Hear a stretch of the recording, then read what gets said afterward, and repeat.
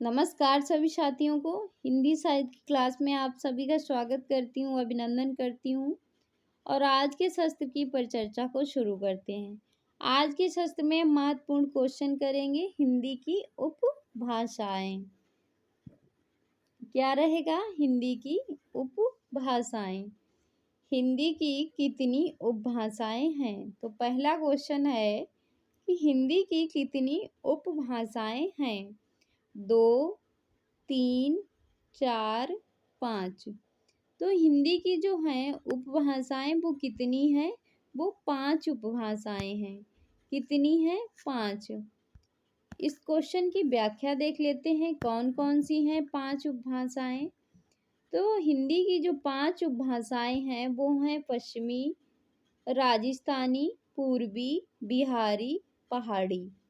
और इनके अंतर्गत कौन कौन सी बोलियां आती हैं उन्हें देख लेते हैं।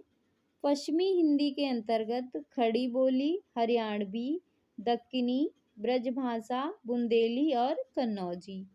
राजस्थानी हिंदी के अंतर्गत मारवाड़ी, जयपुरी, मेवाती और मालवी।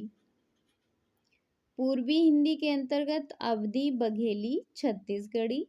बिहारी के अंतर्गत भोजपुरी, मगही और मैथिली। पहाड़ी के अंतर्गत कुमाऊं, गढ़वाली। अगला क्वेश्चन है कि मेवाती किस उपभाषा वर्ग की बोली है? मेवाती जो है वो किस उपभाषा वर्ग की बोली है? पूर्वी हिंदी, राजस्थानी हिंदी, बिहारी हिंदी, पहाड़ी हिंदी। तो इस क्वेश्चन का जो सही आंसर है वो क्या हो जाएगा? राजस्थानी हिंदी।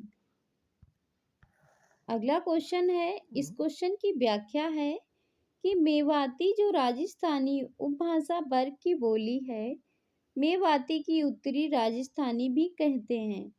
राजस्थानी उपभाषा के अंतर्गत पश्चिमी राजस्थानी, मारवाड़ी, पूर्वी राजस्थानी, जयपुरी, उत्तरी राजस्थानी मेवाती और दक्षिणी राजस्थानी मालवी है। उत्तरी राजस्थान में इसका क्षेत्र अलवर, भरतपुर तथा आसपास के क्षेत्र हैं। मेव जाति के इलाके में मेवात के नाम पर इसे मेवाती कहते हैं। अन्य महत्वपूर्ण तथ्य हैं कुछ कि पूर्वी हिंदी के अंतर्गत अवधी, बघेली एवं छत्तीसगढ़ी। बिहारी हिंदी के अंतर्गत भोजपुरी, मैथिली एवं मागधी, मगही तथा पहाड़ी हिंदी के अंतर्गत पहाड़ी बोलियां गढ़वाली, कुमाऊनी और नेपाली आती हैं। बघेल राजपूतों के आधार पर रीवा जो क्षेत्र है इसके आसपास का इलाका जो है बघेल खंड कहलाता है। वहाँ की बोली जो है बघेली है। बघेली का उद्भव किससे हुआ है? अपभ्रंश, अर्ध मागधी अपभ्रंश से बघेली का उद्भव हुआ है। एक क्षेत्रीय रूप से हुआ है जिसका क्षेत्र क्या है? रीवा, नागौद, सहोडल, सताना, मैहर तथा आसपास का क्षेत्र है। कुछ अपवादों को छोड़कर बघेली में केवल लोक साहित्य है। अगला क्वेश्चन है कि बघेली किस उपभाषा वर्ग की बोली है? पश्चिमी हिंदी, पूर्वी हिंदी, बिहारी हिंदी, राजस्थानी हिंदी। तो बघेली जो है किस उपभाषा वर्ग की बोली है? तो बघेली जो है पूर्वी हिंदी के अंतर्गत आती है। अगला क्वेश्चन है कि छत्तीसगढ़ी बोली हिंदी के किस उपभाषा वर्ग के अंतर्गत आती है? पश्चिमी हिंदी, पूर्वी हिंदी। तो छत्तीसगढ़ी जो है वो पूर्वी हिंदी के अंतर्गत आती है। अगला क्वेश्चन है कि बघेली हिंदी के किस उपभाषा वर्ग की बोली है? पूर्वी हिंदी, पश्चिमी हिंदी, राजस्थानी हिंदी, बिहारी हिंदी। तो इस क्वेश्चन का जो सही आंसर है वो क्या हो जाएगा? बघेली जो है पूर्वी हिंदी के अंतर्गत आती है। अगला क्वेश्चन है कि बघेली बोली का संबंध किस उपभाषा से है?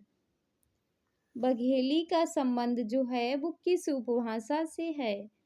राजस्थानी, पूर्वी हिंदी, बिहारी हिंदी, पश्चिमी हिंदी। तो बघेली का जो संबंध है वो है पूर्वी हिंदी से। किससे है? पूर्वी हिंदी से। अगला क्वेश्चन है कि पावारी इनमें से किस बोली से संबंधित है? ब्रज से, खड़ी बोली, बुंदेली, अवधी। तो इस क्वेश्चन का सही आंसर है बुंदेली से संबंधित है। किससे संबंधित है? बुंदेली से।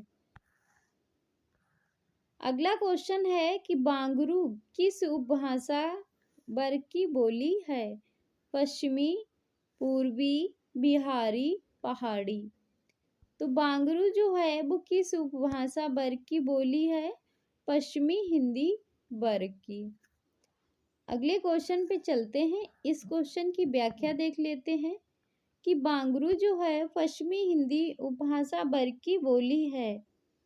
बांगरू को हरियाणी तथा हरियाणवी भी कहते हैं।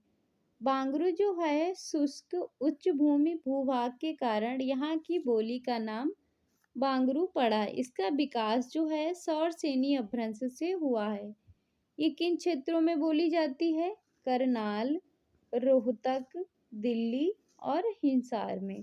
जो दिल्ली का कुछ क्षेत्र जो आता है रोहतक की तरफ, उसमें बांगरू बोली जाती है। अगला क्वेश्चन है कि हरियाणवी या बांगरू बोली किस अपभ्रंश से विकसित हुई है? पश्चिमोत्तरी, सौरसेनी अपभ्रंश, अर्धमागधी, नागर अपभ्रंश, मागधी। तो इस क्वेश्चन का सही आंसर जो है वो हो जाएगा पश्चिमोत्तरी सौरसेनी अपभ्रंश। अगला क्वेश्चन है कि कर्ता के साथ ने का प्रयोग ना होना किस उपभाषा की प्रमुख विशेषता है? कर्ता के साथ जो है ने का अगर प्रयोग ना हो तो किस भाषा की उपभाषा की विशेषता है? पूर्वी हिंदी, पश्चिमी हिंदी, राजस्थानी हिंदी, पहाड़ी हिंदी। तो इस क्वेश्चन का सही आंसर होगा पूर्वी हिंदी।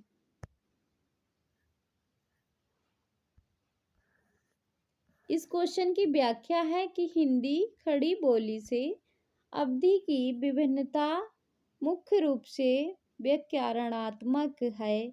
इसमें कर्ता कारक के परसर्ग ने का नितांत अभाव है। अन्य उपसर्गों के प्रायः दो रूप मिलते हैं। कौन कौन से? ह्रस्व और दीर्घ। कर्म संप्रदान संबंध का करण संप्रदान सतता से ते अधिकरण माँ। कुछ अन्य महत्वपूर्ण तथ्य हैं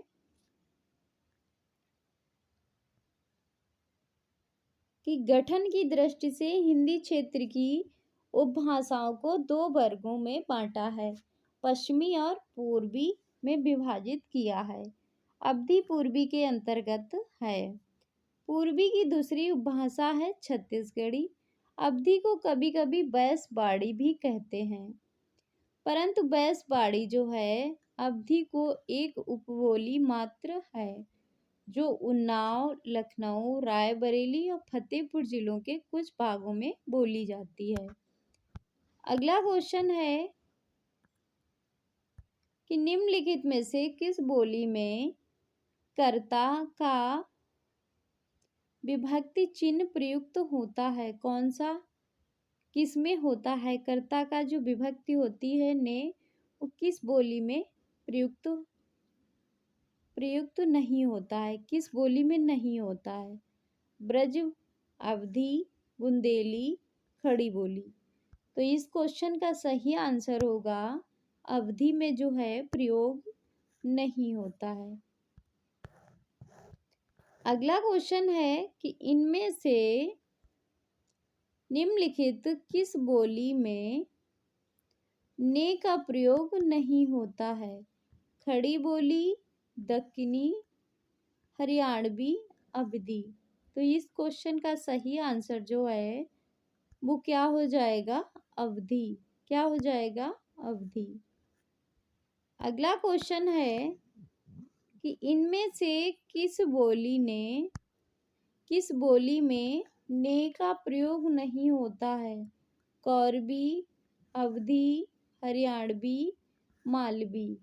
तो इस क्वेश्चन का सही आंसर है अवधी। अवधी में जो है ने का प्रयोग नहीं होता है। अगले क्वेश्चन पे चलते हैं। क्या है अगला क्वेश्चन? क्वेश्चन है कि निम्नलिखित में से किस बोली में उत्तम पुरुष बहुवचन हम का प्रयोग उत्तम पुरुष एक वचन में मैं के अर्थ में किया जाता है? किस में किया जाता है? ब्रज में, अवधी में, वांगरू में, खड़ी बोली में। तो ये जो किया जाता है उत्तम पुरुष बहुवचन और उत्तम पुरुष एक वचन का अवधि में प्रयोग किया जाता है। अगला क्वेश्चन है कि गयल, भयल आदि किस बोली की किस तरह की क्रियाएं हैं? भोजपुरी, भूतकालिक, अवधी, वर्तमानकालिक, ब्रजभाषा, भूतकालिक, बुंदेली, भविष्यकाल। तो इस क्वेश्चन का जो सही आंसर है वो क्या हो जाएगा? वो हो जाएगा भोजपुरी भूतकालिक। क्या होगा? भोजपुरी भूतकालिक।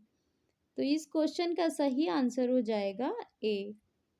तो इस शस्त्र को यहीं पे समाप्त करते हैं। मिलते हैं अगले शस्त्र में। अगले शस्त्र में अगली कहानी। तब तक के लिए जय हिंद।